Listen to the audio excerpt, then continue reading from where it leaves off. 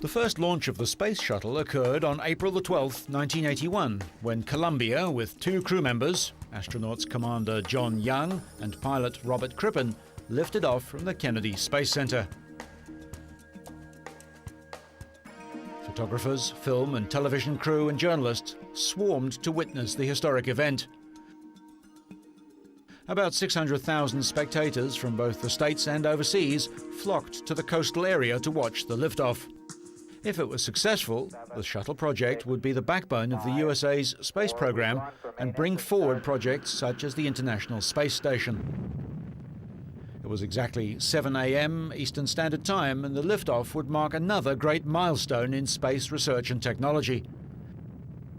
The world held its breath when the shuttle rose on its column of exhaust.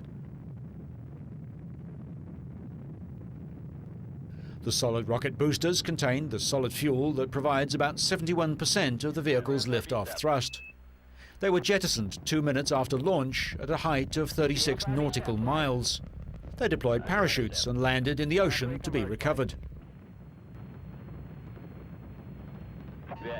Next, Columbia was prepared for MECO, or main engine cutoff. At this point, Columbia was in space and traveling at over 18,000 miles per hour. The external tank, which holds 500,000 gallons of liquid hydrogen and liquid oxygen, was released 8.5 minutes after launch at an altitude of 60 nautical miles. Once in orbit, the machine and the crew were put to the test. The first test: open the payload doors. A space radiator cooling system is exposed when the doors are opened, and this provides the required cooling of the shuttle's electronics. A following test was conducted to check the flight control systems and control surfaces. The shuttle was one of the earliest craft to use a computerized fly-by-wire digital flight control system.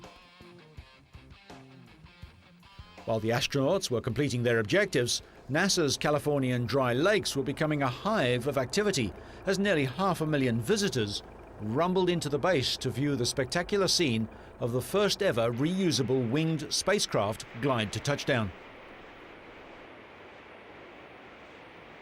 Back in space, the crew of Columbia prepared for re-entry. The vehicle began re-entry by firing the engines in the opposite direction to the orbital motion for about 3 minutes. This firing was done roughly halfway around the globe from its landing site. The shuttle did a number of arcs and altitude maneuvers to wash off its Mach 26 velocity. Columbia was first sighted by long-range cameras at about 100,000 feet over Anderson Peak in California. The shuttle has decelerated from 26 times the speed of sound to just 216 miles an hour. While it completed 2 roll reversals to wash off speed, the shuttle's exterior was subjected to 2,500 degrees of Fahrenheit. No test of this stress could be simulated on Earth, and the astronauts were relying on the accuracy of NASA's engineering calculations of this critical phase of the mission. Although the mission was highly successful, a worrying event did occur. While in space, the crew noticed some missing tiles and damage on an engine pod. Also, a little publicized detail about the first shuttle mission was that hot gas entered a wheel well on re-entry, which buckled the right main landing gear on touchdown.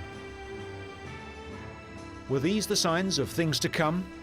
2 shuttles have been lost, and their loss reminds us that space travel is still perilous.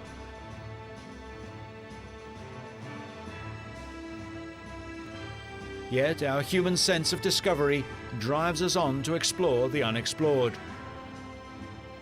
The first shuttle flight is testimony to this.